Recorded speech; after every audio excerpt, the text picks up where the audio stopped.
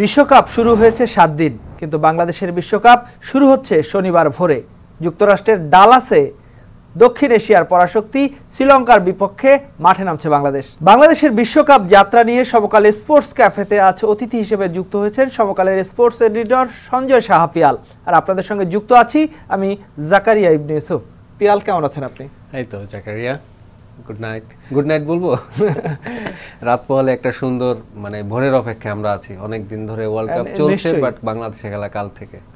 এবারের বিশ্বকাপটা আসলে টাইমিংটা একটু কেমন যেন, বেশিরভাগ মানুষই আসলে বিশ্বকাপটা দেখতে পারবে না, বা বাংলাদেশ যদি ভালো খেলে তাহলেই মূলত মনে হচ্ছে যে বিশ্বকাপটা জমবে। ওয়ালটন ফ্রিজ কিনে অনেকের মতো আপনিও হয়ে যেতে পারেন মিলেনিয়াল, সেরা পণ্যের সেরা অফার। হ্যাঁ, বিশ্বকাপটা আসলে এবার যেটা হয়েছে আটলান্টিকের পারে, তো ওদের সাথে আমাদের প্রায় অনেকটা সময়, প্রায় একদিনের মতন তফাৎ, 22-23 ঘন্টা। তো ওরা যেটা এবার করেছে যে ইন্ডিয়ান আমাদের এই অঞ্চলের দর্শকদের জন্য ওখানে একটা ম্যাচ রেখেছে ওখানকার স্থানীয় সময় সকাল 10টার সময়, যে ম্যাচটা আমরা রাতে দেখতে পারি 8:30টার দিকে।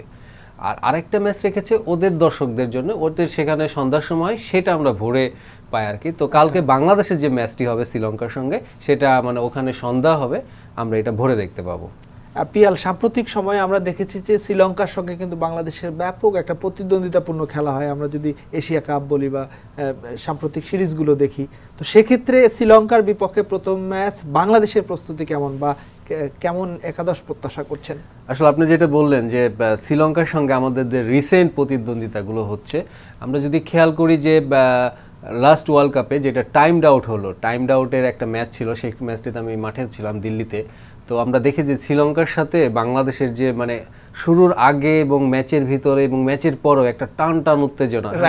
সাকিব যখন নাকি টাইমড আউট করে দিল ম্যাথিউসকে, আমরা শ্রীলঙ্কান সাংবাদিকদের রিয়াকশনগুলো দেখছিলাম যে তারা কিভাবে। এবং আরেকটি বিষয় যদি বলি পিয়াল, ওই যে আমাদের যে উইকেট রক্ষক মুশফিকুর রহিম, তিনি যে একটা সেলিব্রেশন করেছিলেন, এটিও কিন্তু আইকনিক একটা সেলিব্রেশন। ওটাই বললাম যে ওটা লাস্ট সিরিজে কিন্তু শ্রীলঙ্কা যখন আমাদের এখানে আসলো, তখন কিন্তু আবার মুশফিক ওটা রিপিট করলো। হ্যাঁ, অবশ্য তার আগে কিন্তু শ্রীলঙ্কানরাই করেছিল, ওরা একটা সিরিজ জিতে কিন্তু ওরা ঘড়ি দেখিয়েছিল, তারপর আবার মুশফিক তার পাল্টা দিছিল।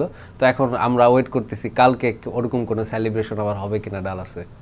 একাদশটা কেমন প্রত্যাশা করছেন, যেহেতু শ্রীলঙ্কার সঙ্গে খেলা এবং বাংলাদেশ ডি গ্রুপে আরো বেশ কিছু পরাশক্তি রয়েছে, একাদশটা নিশ্চয়ই গুরুত্বপূর্ণ। আসলে আমরা যদি খেয়াল করি যে ইদানিং যেটা হচ্ছে, কোনো না কোনো ভাবে একাদশটা ঠিক জমছে না, জমে ক্ষীর যেটা আমরা বলি, সেই ক্ষীরটা হচ্ছে না, ব্যাটে বলে ক্লিক হচ্ছে না, একে নিয়ে ওকে সবাই 19 আর 20, কেই ফর্মে নেই।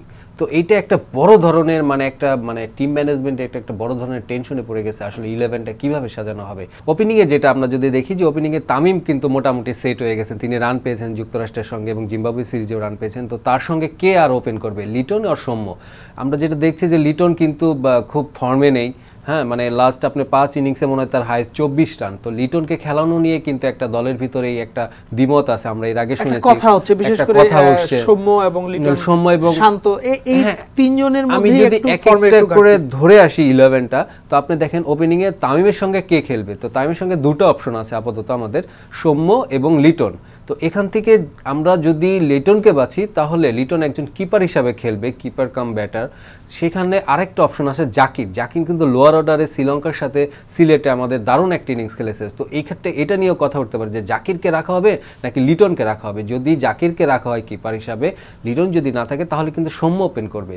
আবার আমরা যেটা শুনতে পাচ্ছি যে ডালাসে যে উইকেটটা এমন হতে পারে যে ওইখানে 2 পেসার নিয়ে খেলানো হবে। যদি 2 পেসার নিয়ে খেলানো হয়, তাহলে কিন্তু সৌম্যর একটা চান্স থাকবে, কারণ সৌম্য কিন্তু 2-1 ওভার বল করতেও পারে, বোলিংটা করতে পারে। তো এই জায়গাটাই কিন্তু এখনো সেটেল না ব্যাপারটা, যে কে করবে তামিমের সাথে ওপেন। তারপরে আপনার শান্ত আসবে, তাওহিদ আসবে, সাকিব আসবে, রিয়াদ আসবে, রিশাদ আসবে, তো এইভাবে চলে আসবে। বাট ওপেনিংয়ের জায়গাটা, টপ অর্ডারের ওই জায়গাটা নিয়ে এখনও কিন্তু আমার মনে হয় ডাউট আছে। বাট 2 পেসার খেলছে, আমরা এটা মোটামুটি নিশ্চিত।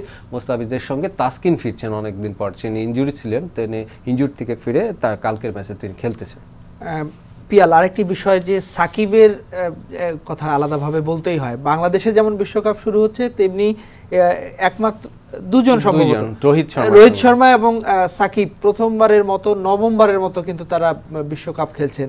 এই যে সাকিব, বিশ্বসেরা অলরাউন্ডার সাকিব আল হাসানের যে লম্বা রান, এটাকে কিভাবে দেখছেন একজন sports এটা journalist কিন্তু হিসেবে? রোহিতের একটা ইন্টারভিউ আমরা পড়ছিলাম আইসিসির একটা ইয়েতে, রোহিত ওর সাকিবের কথা খুব বললো যে তিনি আর সাকিব খেলছেন, তো সাকিবের কথা এইভাবেই বললো যে এই যে লম্বা যাত্রা তাদেরকে আসলে অনেকটা আপস অ্যান্ড ডাউন, এই সময়টা ফিজিক্যাল ফিটনেসটা ধরে রাখা একটা বড় চ্যালেঞ্জে থাকে যে কোনো ক্রিকেটারের কাছে। সেখানে সাকিবকে তিনি প্রশংসা করেছেন যে তিনি টানা বাংলাদেশের হয়ে এত নিয়মিত খেলে যাচ্ছেন। তো এটা আসলে একটা চ্যালেঞ্জিং ব্যাপার। 2007 থেকে তাদের জার্নিটা শুরু হয়েছিল, তারপরে কিন্তু কোনো বিশ্বকাপে তারা মিস করেননি। তো সাকিব আর রোহিত, এবং যেটা সাকিবও বলেছেন, রোহিত কিন্তু মোটামুটি নিশ্চিত হয়ে গেছে ভারতীয় মিডিয়া যে রোহিত পরের বিশ্বকাপে খেলছেন না, এটাই তার লাস্ট বিশ্বকাপ। আর সাকিব কিন্তু একটু ইঙ্গিত দিয়েছেন যে 2026-এও তাকে দেখা যেতে পারে। সো যেটা হয় আর কি, আমরা অবসর কবে নিবে এটা আমরা কেউই জানি না, তো চলতে থাকবে আর কি। তো নিশ্চয়ই সাকিবের জন্য শুভকামনা। আরেকটি বিষয় পিয়াল আপনার সাথে আলোচনা করি, যে একটা বিষয় প্রচুর আলোচনা হচ্ছে স্পোর্টস অ্যারেনায়, যে বাংলাদেশ অনুশীলনের সময় কম পাচ্ছে। আপনি কি ভাবছেন? না, এটা নিয়ে আসলে আমাদের ফেসবুকে আমরা দেখছি যে এটা নিয়ে খুব কথা হচ্ছে। আমরা নিজেরাও একটা রিপোর্ট করেছিলাম সমকালে, আপনারা খেয়াল করবেন দর্শক, যে বিশ্বকাপে গিয়ে তারা ফান্ড রেইজিংয়ে একটা সময় কাটাচ্ছে, মানে সময় দিচ্ছেন তারা, তো এটা নিয়েও কথা হচ্ছিল। তো আপনি যেটা বললেন যে প্র্যাকটিসের সময় আমরা যদি খেয়াল করি, বাংলাদেশ টিম সব দলগুলোর আগে, সবচেয়ে আগে কিন্তু যুক্তরাষ্ট্র পৌঁছেছে, কারণ তাদের একটা দ্বিপাক্ষিক সিরিজ ছিল যুক্তরাষ্ট্রের সঙ্গে, প্রায় 2 সপ্তাহ বেশি তারা ওইখানে গেছে। সেই অনুযায়ী কিন্তু আমরা দেখিনি যে তারা প্র্যাকটিস করেছেন। অবশ্যই এটা একটা কারণ আছে, ডালাসে আপনার এই সময়টা টেক্সাসের ওই জায়গাটা খুব ঝড় বৃষ্টি হয়, ঝড়ের একটা কারণে কিন্তু তারা শুরুতে গিয়েই ঝড় বৃষ্টির কারণে খেলতে পারেনি। একটা প্র্যাকটিস ম্যাচ ডালাসে ছিল, সেটা হয়নি আমাদের। তো সব মিলিয়ে আমার মনে হয় যে অনুশীলনটা আসলে অন্যান্য দল করছে কিংবা আমরা দেখছি, সেই তুলনায় বাংলাদেশ মনে হয় কিছু কম করেছে। কিন্তু এটা আসলে আলটিমেটলি কোনো হবে বলে মাঠের খেলায় নিশ্চয়ই মাঠের খেলাতে, রাইট।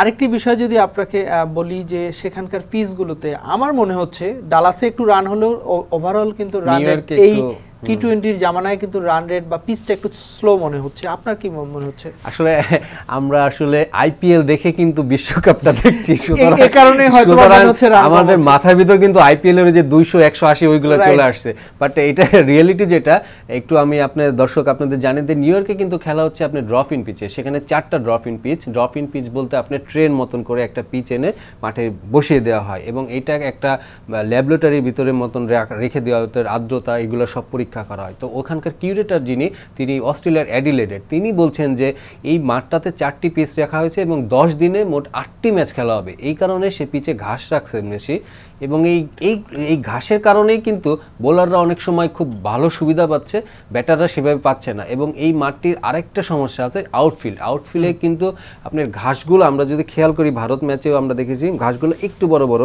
শ্রীলঙ্কা যেটা নিয়ে খুব ভুগলো আর কি, 77 রানে অল আউট হয়ে গেল, তাদের কিন্তু ওই কাভার ড্রাইভ করলে যে চারগুলো হয় সেগুলো আসছিল না। ইভেন ওই মাঠটাতে মানে বালিটা এখনো মাত্র 4 মাসের মাঠ, তো বালিগুলা এখনো ওই ঘাসের সাথে হয় না। বলগুলো যখন উপর থেকে 6 যেগুলো হিট হচ্ছে, তখন ওটা পুরো ডিগ হয়ে যাচ্ছে, ওইটা গড়িয়ে 4 হচ্ছে না। তো সব মিলিয়ে ওই আউটফিল্ড, নিউ ইয়র্কের আউটফিল্ড এবং পিচ নিয়ে কিন্তু একটা মানে সবাই, অনেক দল, শ্রীলঙ্কা দল তো আইসিসির কাছে নালিশই করে দিছে যে এটা কি মাঠে আমাদের খেলতে দিছো, মানে এই হয়েছে অবস্থা। নিউ ইয়র্ক নিয়ে আসলে একটা ধূম্রজাল থাকলেও ডালাস কিন্তু মানে তুলনামূলকভাবে ভালো, এবং ওই মাঠে আমরা কাল খেলতে যাচ্ছি।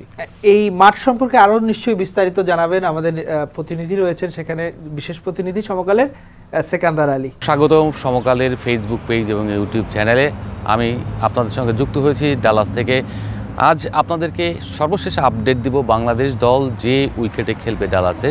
উইকেটটা কেমন ছিল, আমরা গত কয়েকটা ম্যাচ যদি আমরা দেখি বা খেয়াল করে থাকেন আপনারা সবাই দেখবেন যে এখানে উইকেটটা কিন্তু একটু ব্যাটিং ফ্রেন্ডলি হয়। খুব যে ট্রিকি নিউ ইয়র্কের মতো তা না, কারণ এই উইকেটটা অনেক দিন ধরে তৈরি হয়েছে, এবং এখানে যে কিউরেটর রয়েছেন তিনি অস্ট্রেলিয়ার, এবং এই উইকেট পরিচর্যা এবং এখানে যে ক্রিকেট খেলার একটা পর্যাপ্ত সময় থাকে, সেই পর্যাপ্ত সময়টা নিয়ে তারা খেলে। যেমন আপনি এই বিশ্বকাপে কিন্তু খুব বেশি ম্যাচ এখানে হয়নি। এই বিশ্বকাপে যে কয়টা ম্যাচ হয়েছে সেটা হলো 3টা ম্যাচ হয়ে গেছে, আর একটা ম্যাচ হবে এখানে, সেটা বাংলাদেশের ম্যাচ। এই ম্যাচ দিয়ে আসলে ডালার পর্ব শেষ হবে। আপনার উইকেটের মানে কেমন হতে পারে সেটা আমরা প্রথম ম্যাচটা দেখেছি কানাডার বিপক্ষে যুক্তরাষ্ট্রের, যেটা ছিল একটা 100% ব্যাটিং প্যারাডাইস। 194 রান করেছে কানাডা, সেই 194 রান আবার চেজ করে আমেরিকা জিতেছে। পরের ম্যাচটা যদি আমরা দেখি, আবার পরের ম্যাচে কিন্তু আবার নেপাল নেদারল্যান্ডসের, সেখানে কিন্তু একটু ঝামেলা হয়ে গেছে। সেটা নেপাল আপনার বড় স্কোর করতে পারেনি, যে কারণে খুব সহজেই আপনার নেদারল্যান্ডস ম্যাচটা বের করে নিয়ে গেছে। কিন্তু শেষ ম্যাচটা যুক্তরাষ্ট্রের যে ম্যাচটা হলো যুক্তরাষ্ট্র এবং পাকিস্তানের মধ্যে, সেই ম্যাচে যুক্তরাষ্ট্র কিন্তু ব্যাটিং করে দেখিয়ে দিয়েছে যে এখানে রান করা যায়, উইকেট কিন্তু তারা বেশি হারায়নি। কিন্তু পাকিস্তান যে রান করেছে 150+, সেই রান কিন্তু আসলে পর্যাপ্ত না, অর্থাৎ পাকিস্তানের ব্যাটিংটা যথেষ্ট ছিল না, যে কারণে আপনার একটা এখানে উইকেটের সুবিধাটা কাজে লাগাতে পারেনি। যদি পাকিস্তান প্রথম থেকে খুব ভালো ব্যাটিং করতে পারতো এবং উইকেটের মেজাজ অনুযায়ী খেলতে পারতো, তাহলে তাদেরকে কিন্তু হারতে হতো না। এই যুক্তরাষ্ট্র এখানে খেলে সবচেয়ে বেশি এবং তারা কিন্তু খেলে খেলে অভ্যস্ত হওয়ার কারণেই কন্ডিশনের সুবিধাটা তারা নিতে পেরেছে। যেহেতু আইসিসি এই কন্ডিশনটা বানিয়েছে এবং আইসিসির কিউরেটর এটা মনিটর করেছে, তাই এখানে পার্শিয়াল বা পক্ষপাতিত্ব করার মতো কোনো সুযোগ নেই। তো যেটা হয়েছে সেটা হলো একটা ট্রু উইকেট ছিল এবং ট্রু উইকেটে খেলা হবে। বাংলাদেশ যে খেলবে সেই উইকেটটাও ট্রু উইকেট হওয়ার সম্ভাবনা বেশি, অর্থাৎ বোলাররা যদি ভালো মতো কম্প্যাক্ট বোলিং করতে পারেন তাহলে কিন্তু সাকসেস হওয়ার রেটটা বেড়ে যাবে। আবার যদি ব্যাটাররা তাদের সামর্থ্য অনুযায়ী এক্সিকিউট করতে পারেন তাহলে একটা বড় ইনিংস পাওয়ার সম্ভাবনা রয়েছে। তো সেক্ষেত্রে বাংলাদেশের ওপেনিং জুটি বা টপ অর্ডার বলেন যে 3 জন ব্যাটার থাকে সাধারণত, সেই 3 জন ব্যাটারকে বড় ইনিংস খেলতে হবে। আদারওয়াইজ বাংলাদেশের পক্ষে ম্যাচ বের করা আসলে কঠিন হয়ে যাবে, কারণ এই কন্ডিশনে আপনার 2 ধরনের আপনার স্কোরই পারমিট করে, একটা হলো বড় স্কোর আর একটা হলো মিডিয়াম স্কোর, মাঝারি স্কোর। সেই বড় স্কোরটা কি, বড় স্কোর যদি টপ অর্ডার বা মিডল অর্ডার ব্যাটাররা যদি ক্লিক করে তাহলে বড় স্কোর হয়ে যায়, আর যদি ক্লিক না করে তাহলে বোলাররা এক্সট্রাঅর্ডিনারি ডেলিভারি দিলে সেটা মিডিওকার স্কোর হয় 150+। তো সেই জায়গায় বাংলাদেশের 2 ধরনের সম্ভাবনাই রয়েছে এবং সেটা যে কোনো মূল্যে কাজে লাগাতে পারে। পরের রাউন্ডে বাংলাদেশের সম্ভাবনা কেমন দেখছেন ডি গ্রুপ থেকে? আসলে বাংলাদেশ এবং সবাই এটা কিন্তু আপনিও জানেন, এই প্রশ্নটা ইদানিং খুব হচ্ছে যে আসলে কি আমরা এই ফরম্যাটে কতটা ক্যাপেবল। মানে আমরা প্রায় 2007 থেকে কন্টিনিউ এই ইয়েটা খেলতেছি। এরকম দল আছে আসলে 9টি যারা কিনা 2007 থেকে 2024 সবগুলা T20 ওয়ার্ল্ড কাপে অংশগ্রহণ করেছে। শুধুমাত্র বাংলাদেশ ছাড়া আর সবগুলা দলই কোনো না কোনো বার সেমিফাইনাল খেলেছে। তার মানে কি, মানে আমরা এমন একটা পর্যায়ে চলে গেছি, এই জেনারেশন পারছে না, আগের জেনারেশন পারেনি, মাঝের জেনারেশন পারেনি, মানে কোনো জেনারেশনে এটা আমরা অ্যাডাপ্ট করতে পারছি না আসলে T20-র সঙ্গে। সো পরের রাউন্ডে যাওয়াটা আসলে বাংলাদেশ ক্রিকেট আপনার ধরতে হবে কি, আমি দর্শকদের বলতে পারি আপনার বি রিল্যাক্স, খেলাটা দেখে যান, কোনো আশা করবেন না, জিতলে ভালো, হারলে অসুবিধা নেই, কারণ আমাদের দলটা এমন। পিয়াল, আপনাকে অনেক ধন্যবাদ সমকাল স্পোর্টস ক্যাফেতে সময় দেওয়ার জন্য। ধন্যবাদ আপনাকে। প্রিয় দর্শক, এই ছিল আজকের স্পোর্টস ক্যাফে আড্ডা। আপনাদের সঙ্গে এতক্ষণ ধরে যুক্ত ছিলাম আমি জাকারিয়া ইবনে ইউসুফ, আর আমার সঙ্গে অতিথি হিসেবে যুক্ত ছিলেন সমকালের স্পোর্টস এডিটর সঞ্জয় সাহা পিয়াল। পরবর্তীতে আবারও হাজির হব নতুন কোনো দিনে নতুন কোনো টপিকস নিয়ে। ততক্ষণ পর্যন্ত ভালো থাকুন, সুস্থ থাকুন এবং সমকালের সঙ্গে থাকুন।